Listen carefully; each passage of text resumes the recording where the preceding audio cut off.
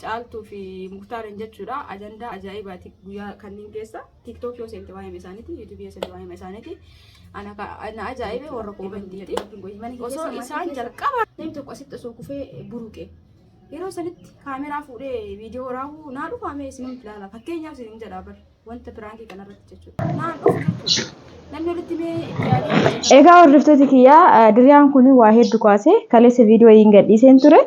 Sababa viidiyoo kanaa sababa diriyaa kana waa hedduu jechuudha koomentii hedduun barraa'een ture. Egaa namoonni keenya yeroo baay'ee waa futunutti hedduutu akka daddaftanii dhiifama wajjin jecha kana fayyadamuu kiyyaa fi futunu jechuun maal jechuudha mina barreessaa koomentii kanatti jarjara barreessame. Akkasiin hundaafuu diriyaan kun maal akka ta'e maaliif yaa'iin isarratti ka'ee ka jedhu wajjumaan kan laallu ta'a. Hanga jedhee diriyaan kun akkanatti godhamee xumuramee qarshii 5,000 osoo hodhamin ishigiin isaa mootu qarshii 4,500 jedhee riikardii godhe. Garuu mata duree isaa diriyaa qarshii 20,000 bitan koottaa laalaa maatii keessan sarpiraayizii godhaa jedhan ture jechuudha. Kanaaf uummanni immoo ajandaa waan barbaaduuf akkamitti diriyaan qarshii 20,000 jedha. Mata duree akkas jedha malee keessa isaa namni hanga dhumaa ilaale gatii isaa dubbadheen jira jechuudha. Garuu osoo nubatii waan tokko barreessuutti hin jarjarina isiniin jira dhiifama wajjin. Assalaamu alaykum warahmatullahi wabarakatuh. Akkam nagaa jirtanii hordoftoota kiyya jaallatamoo fi kabajamoo. akkasiin jaa hordoftoota kiyyaa dubbiin kun xiqqoo isin dadhabsiisa mala waan ta'eef bishaan dhuguu qaba sirriitti. Bishaan dhugaa hundi keessanuu bakka jirtanitti gizee waan tokko akkana dhageettanii.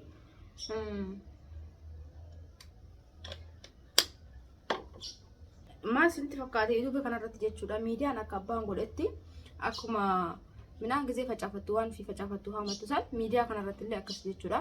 Namni qajeelee irraa hojjete qajeelee irraa fayyadama.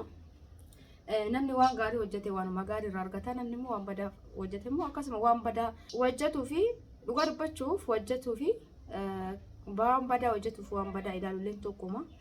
Ati badaa ilaalte hordofti taanaan ka hojjete san wajjin tokkuma garaagarummaan qabdu jechuudha. Maaliif badoo isaa hubatte irraa hafuu qabda. Akkan isin jaa hordoftoota kiyya maal isin jedhe chaanala kanarratti jechuudha. Gizee chaanala kana miidiyaa gizee ilaaltanii bakka bakkatti miidiyaan hedduutu akka nama fayyada. Bakka bakkatti immoo nama miidha. Akkasumas bakka bakkatti karaa nama balleessa. Egaa kana jechuun kiyya ana ofii kiyya irraa ka'ee isinitti hima. Ani YouTube kana kanan banadhee hojjedhee dhiifama ala namni dhadhaa'utti jira. Kan inni hojjedhee banadhee asiin ga'e namni na qarqaaree miti wallaahi laazim. Bakka hin barbaachisu garuu dhugaa jirtu isinitti himaa jira. YouTube kana namni YouTube hojjedhu YouTube banadhuu biyya keessatti si hawwataa akkana ta'e namni naan jedhe takka hin jiru jechuudha. Ma akkamitti bane kanaan dura dubbadheen jira. Akka tasaa osoo madaalu miti baay'ee waan garagaraa dubbisuun hin jaalladha. Miidiyaa kanarratti immoo kumsaa waan biraa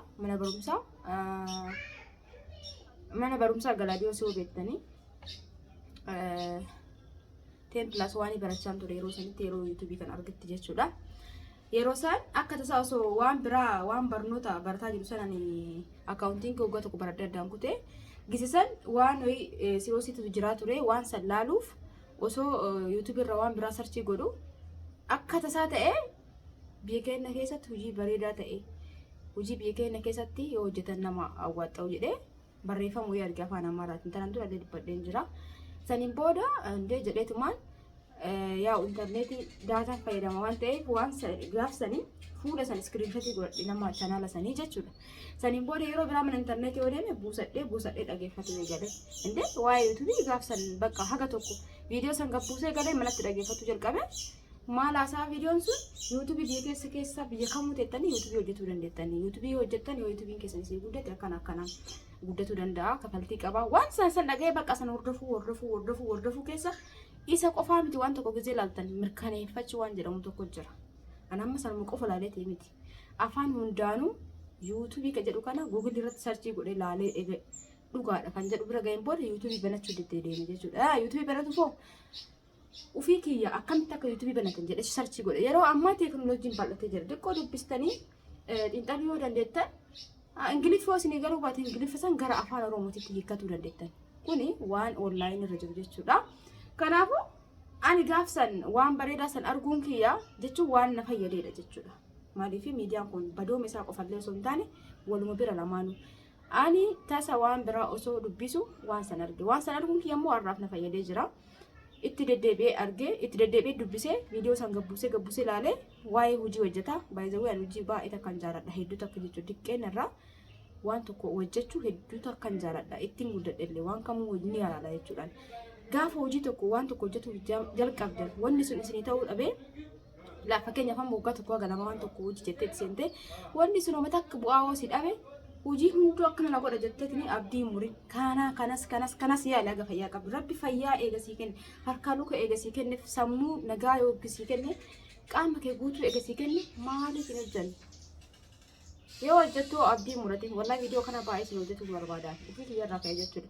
Gaafa wanti tokko sirrii waan tokko gaafa ani barumsaani jechuun diqqoonni ta'ee barumsaan gurra akka ga'uudha kan ofii kiyyaa beeku baratu cimtu ture waan ta'eef jechuudha. Namoonni na beekanii kanaafuu barumsi sanii akka isaa ta'ee bakka seenaa kiyya keessa seenaa baay'ee jira. Amma isin dubbachuuf hin barbaadu barumsa sanii addaan kutee jira.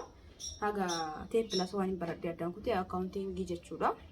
Maaliif kaasee waa'ee yuutuubiitiif kaasee yeroo sanitti waan barumsa sanii wal qabatu osoo dubbisu waa'ee yuutuubii argee waa'ee yuutuubii san argee ni qabadhe isa qo'annaa itti godhe jechuudha. Waggaa tokko yuutuubii hin banin kana jedhu afaan Amaaraatiin illee waa'ee yuutuubii kana warra achirraa hojjetu kana akkanuma jedhisanii na fakkaata ture. Indee namni akkana maal asirraa godha jedhaan ture jechuudha. Waa'ee yuutuubii isin ibsuu barbaada. Maaliif isin ibsa? Ani hojii tokko hojjedhee gaafa gadhiise hojii kamuu haa ta'u gaafa yuutuubii kiyya irratti waa gadhiise waan gadhiise san sirriitti ibsuun barbaada jechuudha. Kanaaf isin ibsa malee waan biraatiif miti. Waa'ee yuutuubii illee ona gaafachuu barbaada waan beekurraa sirriitti isin ibsa jechuudha. Namoonni barbaadan koomentii barreessuu dandeettan. Kan kana isin ibsuuf immoo waan nammaasa dukan hojii wal qabata waan ta'eef. Kanaaf maal godhe yuutuubii baruun duratti afaan Amaariffaa saniin argee afaan Oromootiin sarchi godhee argee barnoota baay'ee argee afaan Oromootiin illee ijoolleen afaan Oromootiin waa'ee yuutuubii waa'ee onlaayinii waa'ee aappii garaagaraa barsiisanii inni beektanii isaan illee ni hordofe isaan booda afaan Ingiliffaati afaan beeku maraanu bakka waan kana dhugaatti fakkaan murkaneessuufin asumaan namoonni baay'een akkamiin bobii keessatti yuutuubii hojjettaa warri na hordoftan ni beektan warri na dinqisiifattan uffadhaa galatooma.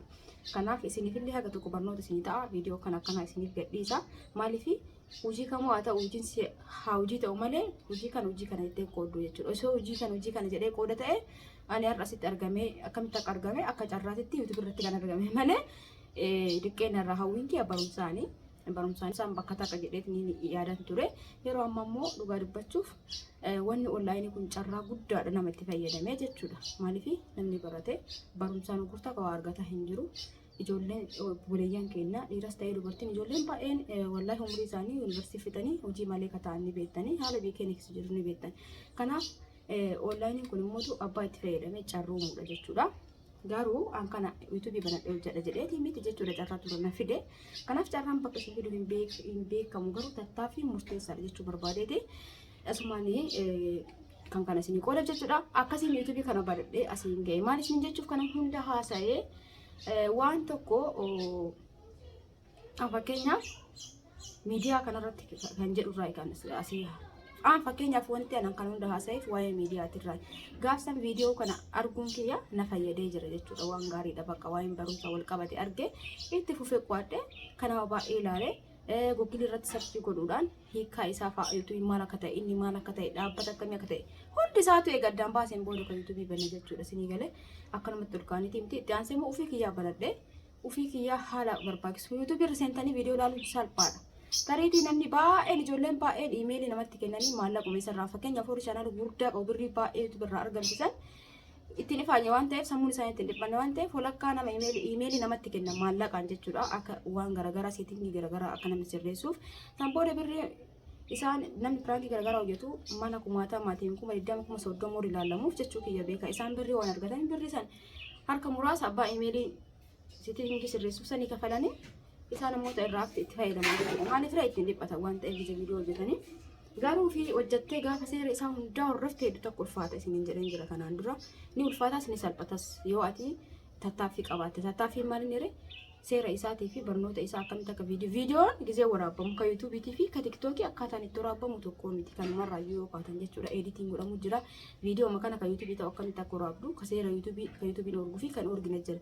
Kanaafuu kana hunda hordoftee ofii keetii sanillee uf dhiphisuu osoo hin taane barnoota garaagaraa laaluun tiitooriyaalii garaagaraa laaluun sirkii 2-3 qabaachuun tokkoof dalagaa tokkoon ilaalaa akkasitti barnoota garaagaraa hordofaa deemte salphaadha. Garuu waluma kaanitti itti kabalatan jechuu barbaadati. Kanaafuu yuutuubii maaliif kan hundi isinii haasa'ee isinitti illee dheeratu namni fayyadu dhageeffatu danda'a. Maaliif haasa'ee yoo ati waan gaarii ilaaltee waan gaarii irratti hojjette bareeduma. Miidiyaan ofii fuudhee sin balleessu jechuudha. Ati jalqaba karaa badoo matirra yoo jiraate miidiyaan sin balleessu. Kanaaf waan gaarii ilaaluullee murteessaadha. Maaliif waan badaa yoo ilaalaa ooltu sammuu kee keessatti seefii ta'aa deema. Boodaatillee achuma keessatti of argita jechuudha. Maaliif namni tokko jechuudha.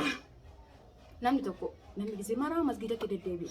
Gizee maraa salaatu, gizee maraa ibaadaa godhu kan masgiidatti bakka keessa isaati jechuudha.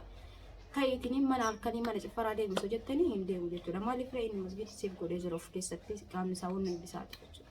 Kanaaf wanti ati ilaaltu yuutuubii kanarra wanni hin jiru. Sirkiin harkarra jira. Sirkiin kun nu balleessas nu qajeelchas jechuudha. Dhugaa rabbii. Maaliif harkumarra nu jira waan badaa asirratti sarchii goone ilaaluu dandeenya. Akkasuma immoo waan gaarii keessa filattee ilaalte si fayyada jechuudha. Kanaaf amma sababa diriyaa kana kan hunda kaasee akkasumallee mootu caaltuu fi muktaariin jechuudha. Ajandaa ajaa'ibaati guyyaa kanneen keessa TikTok yoo seente waa'ee isaaniiti, YouTube yoo seente waa'ee isaaniiti. Ana ajaa'ibe warra koomentiiti.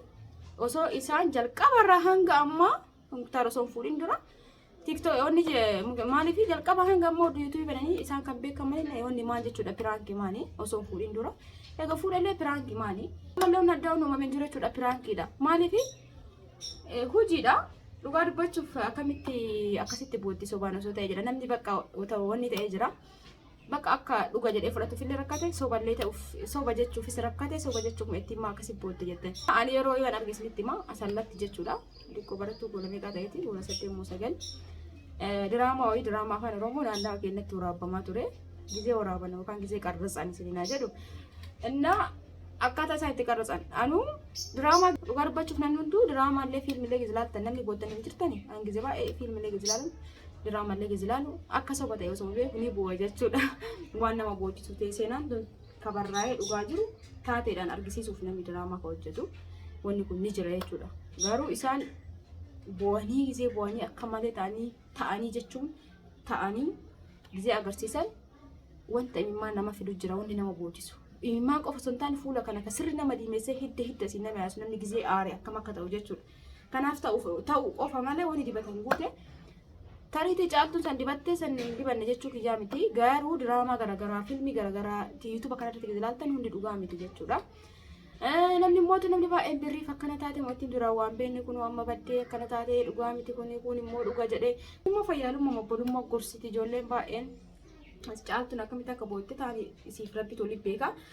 Akka carraa ta'ee yoo osoo isitti himin viidiyoo sana waraabee inni gadhiise yoo argite rifatuu dandeette dhugaa itti fakkaatee malee. Dubbiin piraankii akka ta'e isiniyyuu ni beektan jechuudha.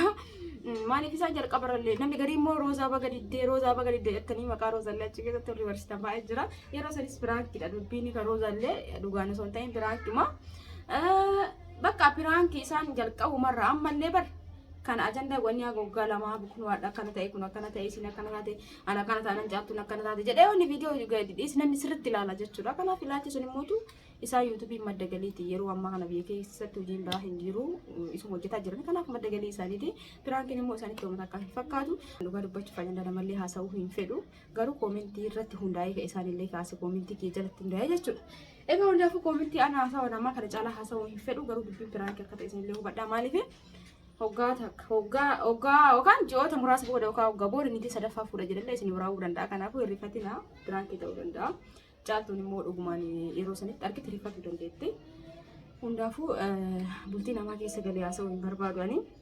Sababa koomentiitti kaaganaa iyyuu haasa'e jechuudha hordoftoota kiyya.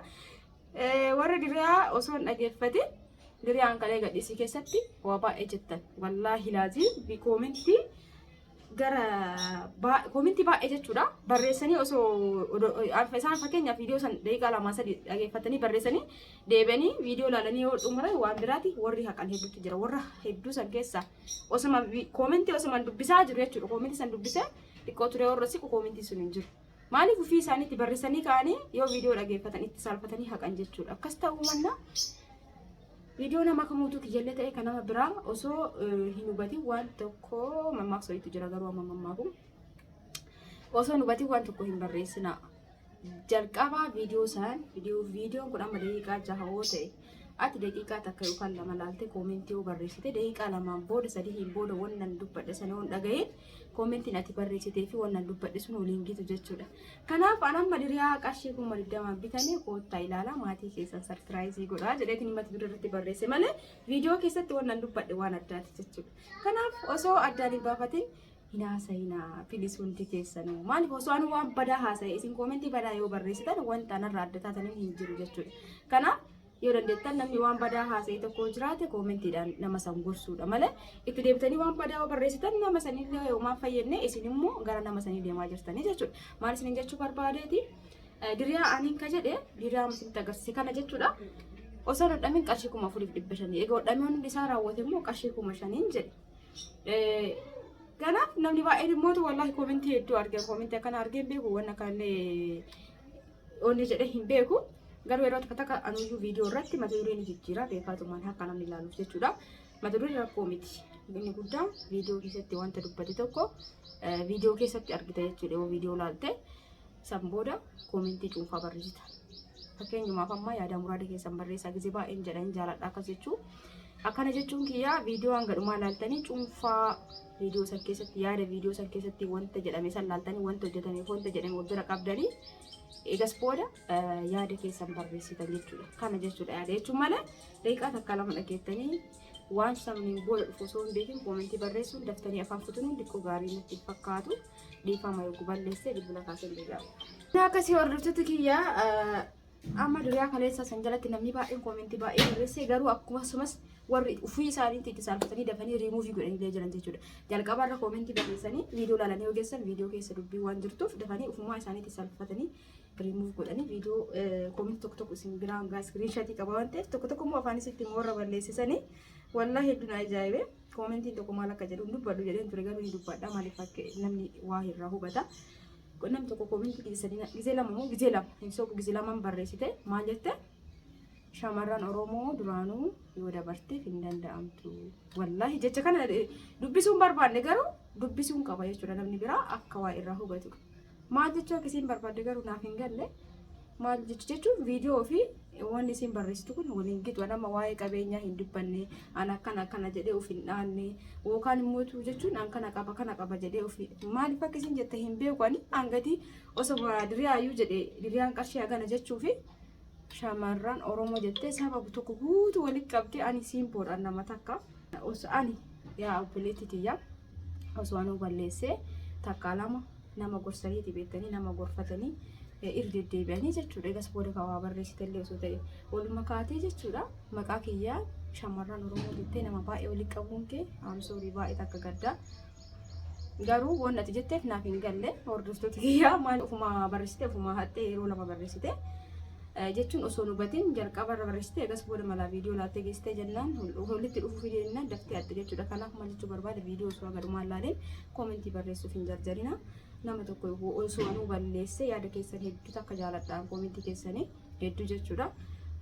Naa barreessa yaada muraada keessan yeroo kamuu jechuudha. Waan balleessine deebisa. Akkanan godhin biyyaasiin buu akkanan godhin wanti kun gaarii miti jedhaa naa barreessa malee akkana jennaan hin dhiisinaa garuu gisee barreessitan waan an dubbadhe waan an gadhiisisan hanga dhumaatti ilaalaa wanni san keessa wanni hin taane yoo jiraate naa barreessa. Anis malee maal qaba obboleeyyan yoo rina ufumaa ol deebisa namni ufumaa ol deebisa akkasiin jedha. Wanni dikkoo isin dhagaamee ol baasee shamarran Oromoo duruu bakka isin jettisanitti dikkoo dhagaame stariitii isin saba maal akka taate hin beeku waan isa uummallee dubbadhee hin beeku waan asirratti akkasii garuu yaa obboleettiitii yaa koomentiin ati barreessitee viidiyoon walitti hin dhufu jechuudhaan dhaadataa hin jiru shamarri teenya akkana jedhaa hin jiru. Angatii miti hime maaliif akkati sabni shamarri Oromoo yoo guddattee duraanuu hin danda'amtu jettee barreessitee faayidoon hin beeku ani. Hiikkaati kennitee kan hin beeku hundaafuu wanni akka wannaan kan ol baasee dubbadhee hundi keessanuu gisee waa namaa waa barreessite yoo nama san jibbitan nama san hin hordofina yoo immoo noormaalii waa barreessuu yaada barreessuu barbaaddan viidiyoo jalqabaa hanga dhumaa laalaa dubbii san madaalaa waan afaan kiyya kanaa bahee walitti qabachuu uffatin eegas booda yaada san barreessitan jechuudha malee walumaa galanii hin barreessina. Diriyaa qarshii 20 bitee koottaa laalaa maatii keessan sarpiraayizii godha jechuun kiyya ni jira malee biratti ni jira sun waan iditiin jijjiiramuu danda'udha. akka namni ilaaluuf kan kas jedhamee barraa'ee gisee baay'ee YouTube gisee hordoftan mata duree ilaaltanii fiiddanis waan ta'eef amma viidiyoo kana keessatti viidiyoo dubbataa jiru kana keessatti mata duree biraa osoo barreesse nama hedduu dhufee ilaala jechuudha. Waannaan garuu viidiyoo keessatti waan dubbatamudha. Mata duree akka namni ilaalamuuf footoo garaagaraa mata duree garaagaraa YouTube barreessanii ilaaltan waan garaagaraa editii godhanii irra kaayamaa namni sallaaluu fiigee waan dhufee ilaaluuf ilaalchisan nama sanni fayyada jechuudha. Saniif akkasiin hubattan viidiyoo YouTube illee waan tokko barbaadan waan beekurraa isin hubachiisa waa hubachiisu hedduu akkamitti dhala waan fi gadhiisu yoo ta'e jechuudha. Kanaafuu waa YouTube illee yoo ta'e waan beekurraa isin qooda jechuu barbaadeetiin osoo asitti dheeresse. Kanaaf hundi keessanii akkasitti hubadhaa mata duree fi viidiyoo na waliin gitu yeroo baay'ee yaana qofa osoo hin ta'in namni baay'een akkas godha. Kuni garuu hanqa akkas barreesse yaadni kiyya maal jechuudha cuunfaa walumaa galatti kana haga kuma diddamaa jira jechuu barbaadeeti. Gatii diriirachuu immoo keessatti isinitti himeetiin jira. Hundaafuu viidiyoo laayikii share gochuu hin dagatinaa waan tokko osoo hin dubbatin dura hubadhaa xiinxalaa san booda cuunfaa yaadichaa abbichi koomentii abbichi viidiyootiin barreessa baay'ee takka dadhabsiisan dhugaa dubbachuuf baay'ee takka jechuudha. Anamma kana dhiisullee danda'a garuu namni baay'een viidiyoo kana keessatti kan keessaa dhufee na gaafatee jira jechuudha. Garuu nama takka hin deebisne viidiyoon suni ishiitii diriyaa sammaatiif barbaadee ture kuma 20 akkamitti viidiyoo maal dhageeffanne isaa saniif deebise malee an kana wanni itti laaqaa hin deebisu akkasumallee immoo san qofaafis osoo hin taane hubannollee aga tokko jechuudha. Waan tokko YouTube maa osoo hin ta'in waan kamuu dubbii keessatti haasawa keessatti nama waa deebistan dura xiqqoo si tasgabbaatiin waan namni jedhu san ficcisiisaa isiniin san booda waan inni jedhe san irratti hundaa'e nama waa deebisaa isin jechuu barbaadeeti. Amsoorii baay'ee takka dadhabee egaa viidiyoon kee kana fakkaata ture akkasumatti tole abdiin qaba. Hoo isinitti tole rakkoon qabu yoo isin tole laayik gochuu hin dagatinaa, laayik sheer gochuu hin dagatinaa, sabskraayibii godhaa. Warri hangamaa daawwattan ulfaadhaa galatee uumaa isin jaaladha isin kabaja. Namni meeshaa barbaadan duwwaa 9 duwwaa 1 21 duwwaa 6 73 karaa waasaappiitiin heeloo yoo jettan isin keessummeessa. Egaa oolmaa bareeda isiniif haa ta'u. Itti aansee viidiyoon biraa duubaa dhufaa jira. Kana laayikii godhaa. Kanaaf immoo ni ilaaltanii viidiyoo wanni ajandaa qofa ilaalina. Viidiyoo namni waa akkanatti ifaajee hojjetee yoo gadhiise ilaala. Akkasuma akkuma kaawwan irratti yaada daddaftan san kaan irratti illee sheerii laayikii gochuun daddafaa isiniin jedha. Egaa eeguu isinitti balleesse wallahi hundi keessanuu afooyinaa lillaa haasawa keessatti yoo isinitti balleesse afooyinaa lillaa isin jedheetiin jira. Ani isin jaaladha isin kabaja hunda keessanuu kanallee kan fide jibbansaaf yookaan loliinsaaf osoo hin taane akka isin waan tokko irraa hubattanii fi waan tokko daftanii osoo hin hubatin namaa deebii hin deebisina. Akkasiin jedha YouTube irratti immoo wanti ilaaltan hundi dhugaa miti. Waa'ee YouTube odeeffannoo YouTube illee barbaadan waan beekurraa isiniif qooda jechuudha. Wanta achirratti mata dureen suuraan garaagaraa achirratti kakaa'amu hundi dhugaa miti. Warri piraanki hojjetullee piraankiidha malee dhugaa miti. Warri garaa laaftan warri yaada viidiyoo namaa jala deemtanii bakka hedduu takka gadditanii gaddinaa isiniif jedha. Warra YouTube irratti ilaaltanii waan tokko oo isin ajaa'ibume isin namni tokko piraankii gisee hojjetu fakkeenyaaf noormaalii uftaa laala bakka kanatti anamma mana keessa jira. Rabbiin godhini jechuudha. Ebaluun jedhu rabbiin godhini mana keessa maatii keessa namni tokko asitti osoo kufee buruqe yeroo sanitti kaameraa fuudhee viidiyoo raawuu naa dhufaame isin ilaala. Fakkeenyaaf isin jedha bar wanta piraankii kanarratti jechuudha. Naan dhufu jechuudha. Namni walitti mee itti yaadee hojjeta malee yeroo wanti tokko balaan tokko isinirra ga'e viidiyoo raawuun akkamitti isinii dhufame natti himaa isin. Amma namni tokko asitti kufee buruqee jennu.